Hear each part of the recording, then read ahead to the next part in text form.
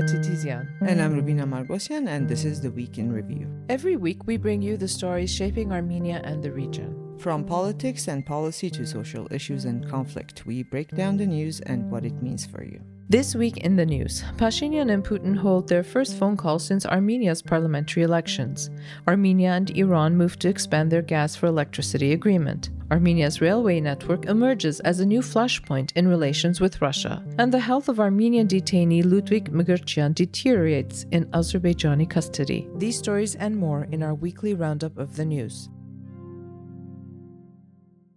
Prime Minister Nikol Pashinyan and Russian President Vladimir Putin spoke by phone this week for the first time since Armenia's June 7 parliamentary elections. The call was initiated by the Armenian side. According to the Armenian government, Pashinyan raised concerns over Russia's restrictions on imports of Armenian goods, arguing they violate both the bilateral legal framework between Armenia and Russia and the rules of the Eurasian Economic Union. He urged Moscow to take steps to resolve the issue. The two leaders also discussed Armenia's European integration. According to Kremlin, Putin stressed the need for Armenia to hold a nationwide referendum as soon as possible on whether to pursue European Union membership or remain in the Eurasian Economic Union. Pashinyan responded that such a referendum would only be meaningful after Armenia formally applied for EU membership, and this is after taking the political decision to do so. He added that his government remains committed to resolving disagreements with Russia through dialogue. Speaking to reporters after the call, Pashinyan described the restrictions on Armenian exports as a systemic failure of the Eurasian Economic Union rather than a bilateral dispute between Russia and Armenia. He warned that if the issue is not resolved promptly, it could mark the beginning of the end for the bloc. Pashinyan said his conversation with Putin had produced mutual understanding on several issues while reiterating Armenia's right to pursue alternative strategic options. He argued that the Eurasian Economic Union is effectively paralyzed and that the situation appears to be worsening. If the problem remains unresolved, he said, Armenia, not the EAEU, will be the one to overcome. It's interesting how he's phrasing it now, isn't it? From it being a bilateral issue to the issue of the bloc in general. Well, the management of Armenia's railway network remains another point of contention between Yerevan and Moscow. Prime Minister Pashinyan said this week that Armenia is prepared to take the dispute over the railway's management to international arbitration if no agreement can be reached with the Russian side. He reiterated that the railway is the property of the Armenian state. Speaking to reporters, Pashinyan said the issue was not discussed during his recent phone call with the Russian president, but stressed that Armenia's position has not changed. He said Yerevan prefers to reach an amicable settlement, but warned that its patient quote, is not endless, and that Armenia could ultimately make unilateral decisions before pursuing arbitration if necessary. Under a 2008 concession agreement, just as a reminder, Armenia transferred management of its railway network to Russian Railways for 30 years. In recent months, the government has sought to renegotiate that arrangement as part of its broader regional connectivity agenda. In a February interview, Pashinyan said Russian control of the railway is a problem because it could prevent Armenia from being included in regional transit routes, and when Pashinyan suggested the concession could eventually be transferred to a country friendly to both Armenia and Russia, such as Kazakhstan, Moscow said no such discussions were taking place. Meanwhile, Russian Railways chief Oleg Belozherov told state media that the company and its subsidiary, South Caucasus Railways, have consistently and fully honored the 2008 concession agreement, which gave Armenia a modernized rail system without burdening the state budget. But do we have a modernized rail system, Rubina? We have a couple of new trains. But have you seen them? He put total investment at roughly $396.3 million between 2008 and 2025, adding that Russian Railways intends to abide by the concession agreement, but if Armenia moves to alter or terminate it unilaterally, Russia would expect its investments to be returned. The Russian Economic Development Minister went further, calling any Armenian demands for compensation from Russia over the South Caucasus Railways baseless. He also addressed Pashinyan's broader comments about Armenia seeking alternatives to Russia, saying replacing Armenian imports would pose no difficulty for Russia, given Armenia accounts for under 0.9% of Russian total trade turnover. He warned that losing EAEU membership would cut Armenian exports to the bloc by more than 60%, and said the Eurasian integration project would continue with or without Armenia. Yeah, well, he was talking about the railways and then decided to talk about the exports. Well, Armenia and Iran have agreed to work toward expanding their gas for electricity swap arrangement following a series of high-level meetings in Tehran this week. Armenia's Minister of Territorial Administration and Infrastructure, David Khudatyan, met with Iranian oil minister, with the two sides agreeing to establish a joint energy working group focused on expanding gas trade. The oil minister said the current partnership is based on a gas for electricity swap, while Iran has proposed a new commercial framework to increase natural gas imports to Armenia. The ministers also discussed the possible construction of an oil refinery and petroleum supplies to Armenia. Khudatyan also held talks with Iran's energy minister on the construction of the third Armenia-Iran 400 kilovolt transmission line, which both sides described as a strategic project linking the two countries' electricity grids. And after returning to Yerevan, Khudatyan said the existing pipeline and electricity infrastructure already have the technical capacity to expand the gas for electricity swap. He said Iran needs more electricity, Armenia needs more gas, and the new joint working group will determine how to increase the volumes. He added that once the third transmission line is completed, Armenia will be able to export more electricity to Iran. And this is also very important, obviously, for Armenia, because we need to diversify where we get our energy from so that we're not dependent on one source. Yeah. Russia. Well, construction is currently underway to restore rail infrastructure on the Kars-Gümri line, with work expected to be completed within 2 to 3 months. This is according to Erdoğan Topaş, mayor of Akyaka, a small Turkish town near the Armenian border. Topaş told Armen Press that public tenders have already been announced for the reconstruction work, and construction has already begun on some sections. The rail line is part of the broader effort to reopen the long dormant connection between Armenia and Turkey that has become a key item on the agenda of normalization talks between the two countries. Armenia and Turkey agreed in September of 2025 to carry out technical studies on restoring the railway. A joint working group met in Kars in April of this year to discuss the railway's restoration. And now to domestic politics. Reshuffles are underway following Armenia's June elections as Prime Minister Nikol Pashinyan finalizes appointments to his new government, and the ruling Civil Contract Party selects candidates for key parliamentary posts.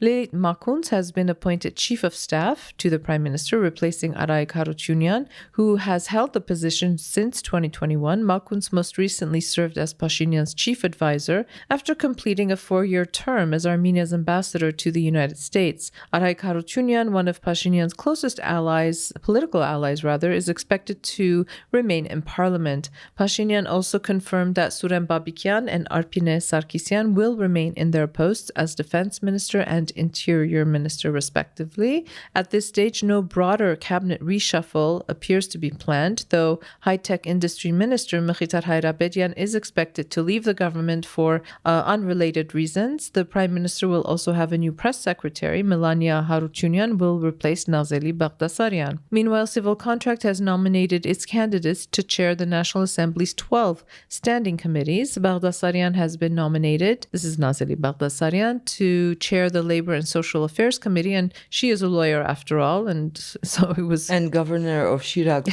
for a short while, yeah. Sona Ghazarian will chair the European Integration Committee, and former Labor Minister Zarui Batoyan will head up the Human Rights Protection Committee. The party also has nominated Executive Board member Vilen Gabrielian to chair the Defense and Security Committee. He will replace Antrani Kocharian, who we have known to be in this position for many years. Vilen Gabrielian resigned his parliamentary mandate last year following what was a widely publicized drunken incident in Gyumri. And which was one of its first of its kind, because it was municipal election night, right, and he was outside, and the journalists were kind of trying to ask. He was rude. Then he resigned, which was a nice new culture in Armenian absolutely. politics. Well, first lesson, don't get drunk. Second, don't talk to reporters when you are. Well, the committee nominations are not yet final. Committee chairs must still be then elected by Parliament. The party just recommends them. And with 4 of the Assembly's 12 committee chairmanships reserved for the opposition, so 3 will go to Strong Armenia and 1 will be reserved for the Armenia Alliance. And for the first time since Armenia's independence, the Catholicos of all Armenians will not attend the inaugural session of the newly elected elected National Assembly. Traditionally, the first sitting of every new parliament has opened with a prayer and address by the Catholicos, including after the 2020 Nagorno-Karabakh war, despite already strained relations between Pashinyan and Garegin II, who had publicly called on Pashinyan to resign. Under the National Assembly's rules of procedure, both the Catholicos and the president have the right to deliver opening remarks at the inaugural session. However, members of the ruling civil contract party said it would not have been appropriate to invite the Catholicos. The prime minister and members of his party no longer recognize Garegin II as a legitimate head of the Armenian Church. This decision comes as legal proceedings against Garegin II continue to unfold. The criminal case against the Catholicos and 6 bishops of the Mother See has been referred to court at this point. They are accused of failing to comply with a court order requiring the reinstatement of Armen Saroyan as primate of the Masyat-Zotan diocese pending a final ruling. Saroyan had been removed from his position and defrocked by the Catholicos after the latter joined the Prime Minister's Church Reform Council. Well, the first hearing in the case is scheduled for August 7. Now, on to what's happening in Azerbaijan. Armenian detainee Ludwig Mgurchyan's health has sharply deteriorated in an Azerbaijani prison, according to his lawyer, who says his family has been unable to contact him for more than a month. Lawyer Luciana Minasyan has publicly appealed to the Azerbaijani authorities and President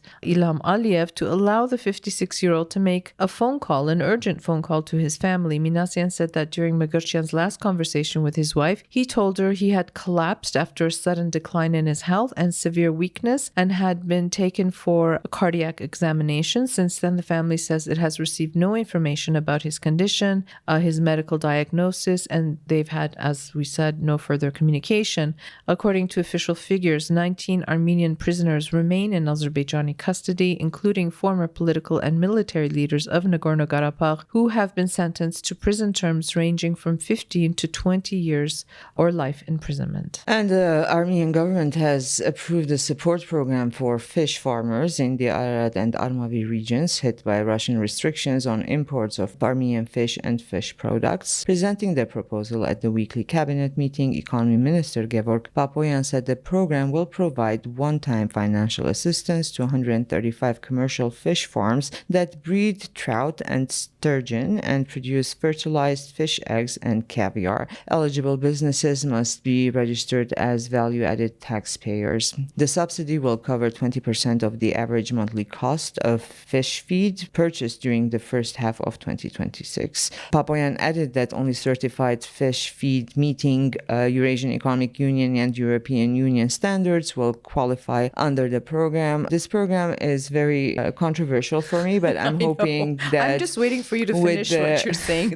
With the certification and the value-added taxpayer criteria being checked, most of these fish farms will remain outside of the program and will not receive any subsidies and therefore close, because this has been a painful thing for me and something that I don't understand. Maybe we should explain it to our listeners. It's almost comedic to me that a landlocked country does fish farming and exports it to a country that has multiple, shores and oceans and seas. But beyond that, the problem is that they are using a very, very valuable resource in the country, which is our water, which is from the Ararat Basin. Stealing. Okay, let's make it very clear. So I can't remember when, but I think about a year and a half, 2 years ago, the government said that all fish farms had to use a closed circuit water filtration system so that they would just reuse the water for their fish farms. The fish farm owners took it to court, the government decision to court. The court quashed the government's decision. Now, the problem is that the diameter of the wells that they have constructed for water to come from the aquifers was set at, let's say, 12 centimeters. But these people have gone beyond that and are just now abusing and depleting Armenia's most valuable resource, which is its water. Which is in the Ararat Basin, the second largest body of water that we have in Armenia. Right. So and interestingly, Pashinyan during the government session was saying, well, fish farmers, he goes, I asked the tax revenue agency, and he goes, they pay between 2.5 to 3 billion Armenian dirhams annually in taxes. He goes, if I put that on a scale with the loss of the Ararat water basin, okay, it makes no sense. So it's also interesting that while the prime minister is complaining and seems to be laying the groundwork to shut down or place pressure on fish farmers, the government then is also subsidizing them. So, well, I'm hoping this is just like a cleaning process, that Right. the proper ones remain and the ones that are abusing the system. Or Yeah, and they because are. Years ago, the government also put water meters on Right. their water consumption. I'm not understanding if that's happening or that's working. We know how easy it is to rig any Absolutely. water meter Yes. in this country. We live in Armenia, Everyone we and know. their grandmother has done it at one point. No, it is. This one export we can live without. so that other We protect, generations of can live course. in Armenia. And not because- in- yeah. I because agree. that's really affecting water is life, and it's affecting life after us, really. Well, and it's about the solidarity of generations, right? If we don't Exactly. start talking about this now, like you said, our children and grandchildren will pay the consequences. Well, in similar news, though, the Armenian government also decided to extend export compensation for selected greenhouse products through August. The government said the measure is intended to strengthen the competitiveness of Armenian greenhouse products in export markets and support export growth. The geographic reach of Armenian exports has also expanded following Russian restrictions on Armenian agricultural products. Since the restrictions were imposed, Armenian flowers have been exported to 26 countries, fruit to 19 countries, and vegetables to 8 countries. However, this does not mean that there are established markets for our No, products. ad hoc solutions, ad hoc solutions or temporary at this point. Let's see how the situation out, develops. right. Yeah. David Gevorkian has been appointed temporary manager of Ararat Cement following a court decision to place the company's shares under state management as part of an illicit asset forfeiture case. Gevorkian previously served as governor of Arakadzodin region and later as an assistant to Prime Minister Pashinyan. Ararat Cement, as a reminder, was owned by businessman and prosperous Armenia leader Gagik Tsarukyan, who is now in pretrial detention facing multiple charges. The government has moved, to take over some of those businesses, which they are saying he acquired illegally. Well, his wellness center reopened. I heard, in a new yeah. format. And this week, Moody's, one of the 3 global credit rating agencies, changed its outlook on Armenia's sovereign credit from stable to positive, while affirming the country's BA3 local and foreign currency issuer rating. The improved outlook reflects a material easing of political risks, driven largely by the U.S.-mediated peace framework with Azerbaijan signed in August of 2025, ongoing normalization efforts with Turkey, and a more diversified set of external partnerships that have reduced Armenia's historical reliance on Russia, even as domestic political risks remain contained following the ruling party's renewed mandate in the June 2026 elections. The positive outlook also captures Armenia's strong growth momentum, along with rising investment, including a $3.5 billion US-backed AI data center project and deepening economic diversification through its expanding IT sector. And separately, in its latest report on Armenia, the World Bank said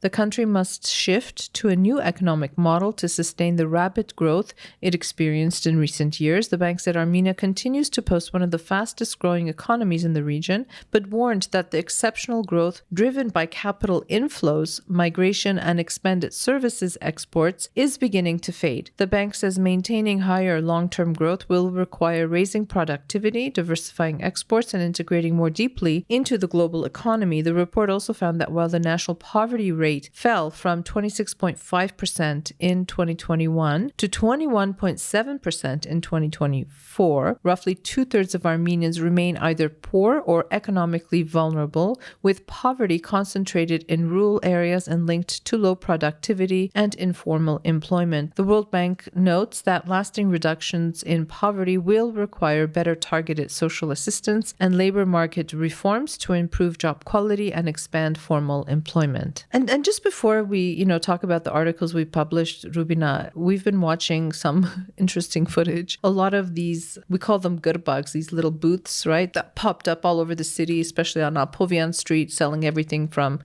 coffee to ice cream to who knows, juice. With really loud music. With really loud because music. You really get thirsty when the music is loud. The municipal city authorities have been dismantling them and removing them and restoring parts of, this week it was Apovian, to how it looked, how it was meant to look, with more breathing space and more water sources and fountains. And when they were dismantling one of them, it was built right on top of a pedestrian underground passage, right? But which was meant to be used as a bomb shelter. Okay, so you build on top of.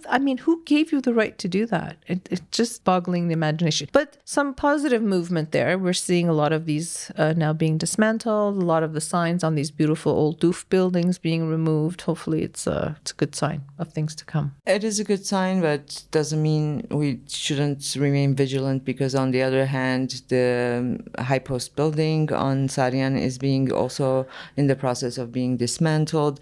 We're kind of the old airport building. We're kind of on the fence about it. On the fence, but also we don't know what's happening. We just know that it's been removed from the protected monuments list. On the other hand, we have other monuments that are falling apart right now, like the Arakil restaurant, like on Azadutun in the park, Victory Park. That's kind of a piece of work by one of Armenia's most prominent architects, and it's just like falling apart. Okay, I'm not saying everything's perfect. Not everything is connected all at once, but I'm just saying that two things can happen at once. We can lose some and win some. Let's hope we win more than we lose. Let's hope we don't lose. Yes. And as always, what we published this week was all about Salt, our lifestyle magazine, and I really like this. I like all of our issues, but this one I like the graphics, I like the vibe. It was very cool. It was quite pink.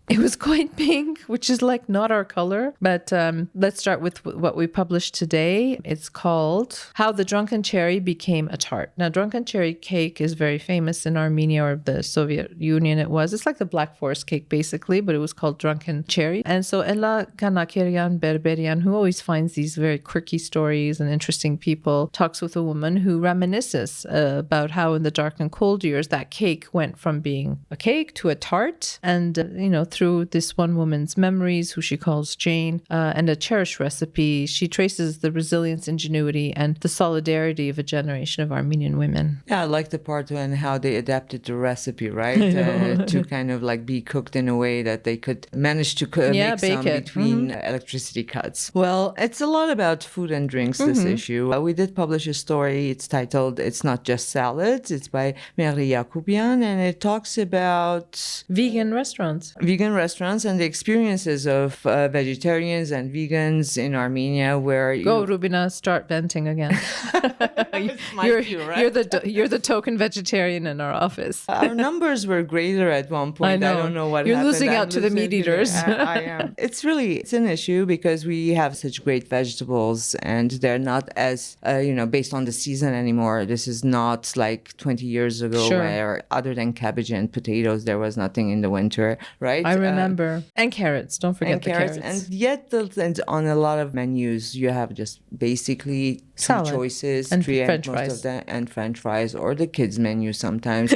And even sometimes what really upsets me is that even if a vegetarian salad is more expensive sometimes than something with chicken or fish, and I don't understand how. So it's not enough they're not giving us choice. They're really taking advantage of you have this one thing to eat, so you're gonna get it anyway, kind of a situation. So I know that when we go out, I swear, I don't know if you know this, but I always look at the menu to see, is there anything for Rubina to eat? Because half the time, 3/4 of the time there isn't. You're stuck with the salads and hummus and falafel if you're lucky, if you're going to a Middle Eastern place, but otherwise, And Greek salad in Armenia isn't the greatest salad, I assure you, but that's kind of... Anyway, things are changing slowly, and there are several vegan bakeries, restaurants, gluten-free in places, Armenia, and a new culture where, vegan food is not just for vegans, everyone likes it, so it's coming together slowly. Yeah, well, if I want to eat chicken, I'll eat chicken and not soybean chicken. But anyway, we'll move on. Piece by by first-time writer for EVN Report, Christy Randall, called Nothing Taken for Granted. It was one of those pieces that at first you're like, where is she going with this story? And then by the end of it, you know where she's gone because she's taken you along for the ride. She had come here for a number of reasons: a wedding, which we also attended,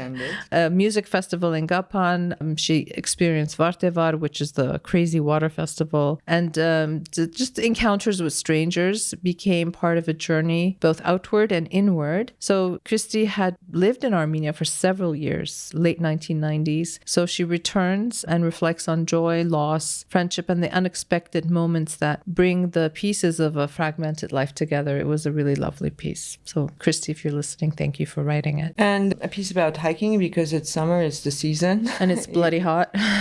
Well, it's called Walking Armenia Along the New National Trail by Michele Crestani. It's the Armenian National Trail, which aims to connect the country from north to south, but its greatest discovery lies beyond the landscapes, at least according to the author.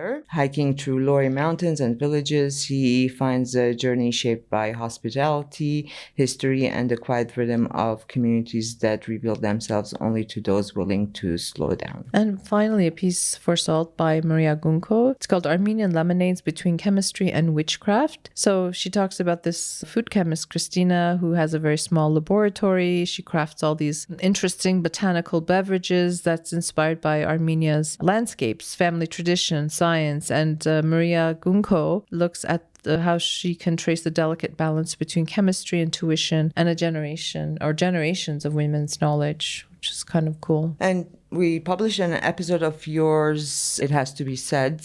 Yeah, because it had to be said. This one definitely had to be said. It's about non-combat deaths. And you just had enough with the last incident that we reported on last week. You know, it's something that it bothers is not even a word. I mean, it's tragic. Upsetting all the time, but this time seems to be because it was like louder uproar. Like on the heels of this big parade you did, and you're buying drones, you're producing drones, you have military hardware contacts with India and France and all of this, and that's fantastic and good for you. And yes, we're the ones who are saying we have to rebuild our army, but the institution itself has to be improved as well. So when the institution is weak, this is what happens. We've had 30 non-combat deaths already in the first 7 months of this year. This is for me, it's unacceptable. I'm not some idealist, thinking, oh, everything is, rainbows and ponies. No, I understand that accidents will happen, that people will get sick, regardless if they're serving or not. But for such a small country, for what we've experienced and what we've gone through, to have 30 non-combat deaths this year already is a little bit too much. Prime Minister also spoke about it during his press conference just yesterday. He said, according to their studies or what they've looked into, there are 3 primary causes for suicides. I saw in that the army. Gambling. One is gambling, where they gambling is a problem we need to talk about anyway. Everywhere, in general. But imagine if you have this debt and they're coming after you, but you're in the army, so you have no escape or no solution. That's at least his explanation. The other one is, of course, personal issues, because personal issues are everywhere, as you said. And the third one is hazing, if that's hazing, but especially targeting people who nap or sleep in the posts when they're on duty. So apparently there's a culture of intolerance, and these reasons, probably most of them are true, or to some extent they're true. They're not the whole truth, and they're not the only truth. There's much more happening, but at least 3 were listed as possible explanations. There's also cover-ups, it doesn't have to come to suicide. Or if some are killings or other accidents are covered up as suicide. So there's a lot more digging to be done. Absolutely. Well, that's the kind of week it's been here in Armenia. Before we sign off, just a note to our listeners that next week, from August 3 to 7, we will be taking a small break. So we won't be back next week. We'll be back the following week, but we'll be back in publication and full working mode on August 10. So thank you for listening. Have a safe and peaceful weekend, and we'll see you in a few weeks.